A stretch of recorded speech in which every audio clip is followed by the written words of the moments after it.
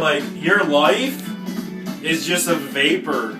A moment in time that's going to be erased. Like, who cares if I smoke a cigarette right now, in this moment? I'll light it right here.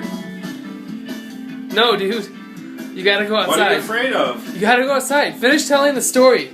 Alright, anyways, are you taping it? Yeah. Alright, Nick Perry. Alright.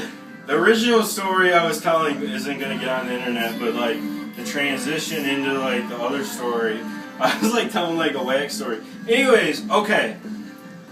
It all started before preschool.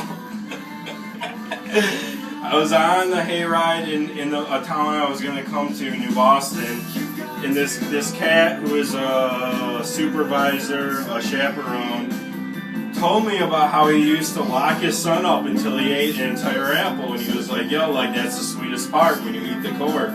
And it, like, tripped me out, so I would, like, always go into Meijer's and, like, pull down my pants to try to get raped so I could catch the rapist and, like, kill him or whatever. And that's my first experience with violence before I even, like, got educated in, like, the programming school that's called, like, the public school.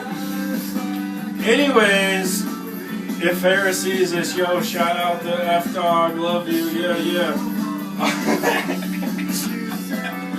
I'm about to get famous, and no one's going to understand what I'm saying. It's like the second coming of Jesus Christ before the second coming.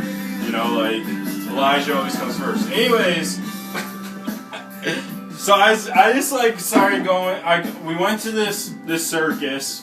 I played a game and I won these handcuffs. My mom was like, yo, you're like too young for these handcuffs. Like, they're like real handcuffs. They don't got a key. And I was like, they didn't have a key? They had a key, but she was like, you're going to lose the key.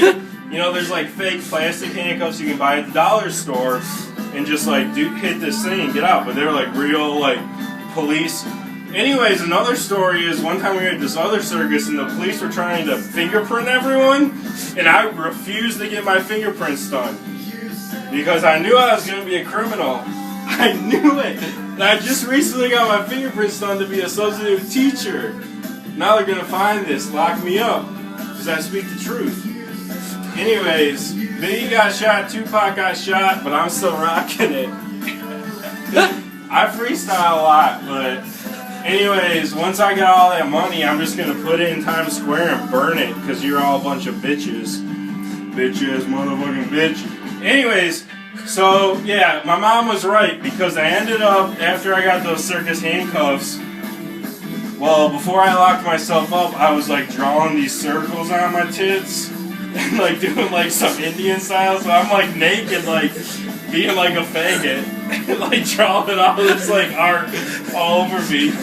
And I was like, yo, like, it's a good idea to put these handcuffs on. So I put the handcuffs on.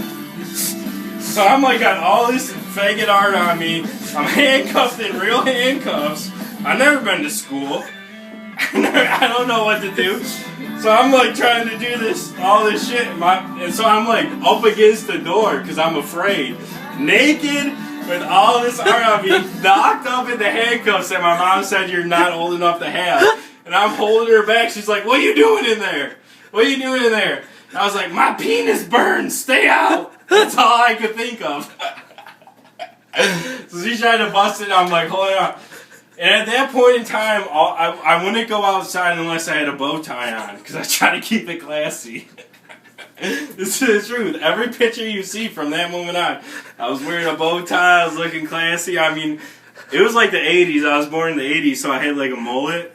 Like a spiked up mullet, like she would spike my hair up and I have a mullet.